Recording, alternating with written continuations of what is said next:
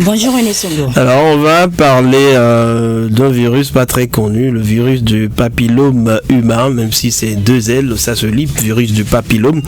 Alors plus connu sous le nom HPV, c'est aujourd'hui ça qui nous préoccupe, l'une des infections les plus répandues dans le monde, mais aussi l'une des moins connues du grand public, comme je l'annonçais. Et pourtant, ce virus est à l'origine du cancer du col de l'utérus, un cancer qui touche chaque année des milliers de femmes et qui pourrait être évité grâce à la vaccination. Dites-nous d'entrée, que comprendre réellement du HPV? René Songo, comme vous l'avez dit, le HPV est un virus extrêmement répandu. En réalité, c'est l'une des infections les plus répandues au monde. On estime que plus de 80% des personnes sexuellement actives l'attraperont au moins une fois dans leur vie. Le HPV se transmet principalement lors des rapports sexuels ou des contacts intimes de la zone génitale. Donc c'est une infection sexuellement transmissible. Le HPV est responsable de plus de 90% de décès des femmes par cancer et il est le 4e cancer mortel au monde. Dr Nazir Adebo est gynécologue obstétricien et il se fait plus explicite sur ce que c'est que le virus du papillome humain. L'humain papillomavirus même, c'est un facteur de risque du cancer du col. Mais c'est beaucoup plus ça, c'est une infection favorisée par le multipartenariat sexuel. Par exemple, les rapports sexuels précoces avant l'âge de 17 ans ou les mariages précoces avant l'âge de 20 ans. Dans la majeure partie du temps, elle est asymptomatique. Les femmes ont l'infection à l'humain papillomavirus sans qu'ils le sachent. Mais lorsqu'elle devient symptomatique, elle se manifeste beaucoup plus par les verrues génitales. En fait, les verrues génitales, c'est des masses brûleuse au niveau des parties intimes de la, on peut retrouver ça au niveau de la vulve, au niveau de l'anus. En fait, ça c'est très bien. Quand vous savez, ça s'appelle condylome, ça se présente comme ça. Et ça gratte, ça démange et ça peut saigner. Voilà. Alors, pourquoi la vaccination est-elle si importante? On insiste particulièrement sur la vaccination des filles âgées de 9 à 14 ans pour 2 raisons. D'abord, le vaccin contre le HPV est conçu pour protéger avant toute exposition au virus.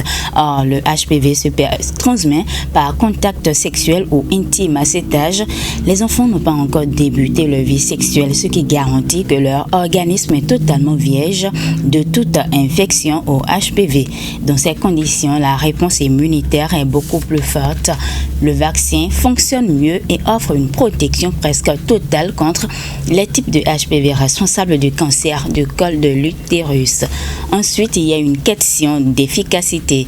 À cet âge, le système immunitaire des jeunes filles est très réactif. Une petite dose de vaccin suffit pour développer une protection durable. Il faut préciser aussi que la vaccination à ce stade ne vise pas à encourager des comportements sexuels, mais plutôt de protéger la fille bien avant qu'elle ne soit exposée au moindre risque.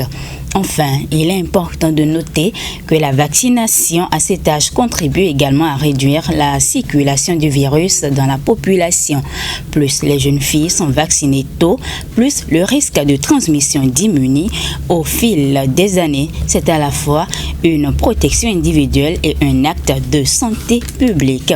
C'est d'ailleurs pour cela qu'au Bénin, le ministère de la Santé, avec l'appui de ses partenaires, organise une campagne de vaccination au profit des filles de 9 à 14 dans les équipes de vaccination seront du 1er hier déjà au 7 décembre dans les écoles primaires, les établissements secondaires et les lieux publics. Il faut préciser que toute manifestation post-injection, même légère, est prise en charge gratuitement dans les centres de santé. C'est ce que confirme le médecin coordinateur de la zone sanitaire Parakoundali, Dr Saturnin Djewisi Lokoso.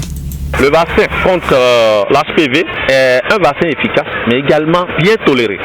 Nous avons très peu de chances d'avoir d'incidents, mais comme toute campagne et comme toute administration de produits de santé, nous prévoyons la gestion des manifestations qui seraient liées donc à l'administration du vaccin, ce que nous appelons les MAPI.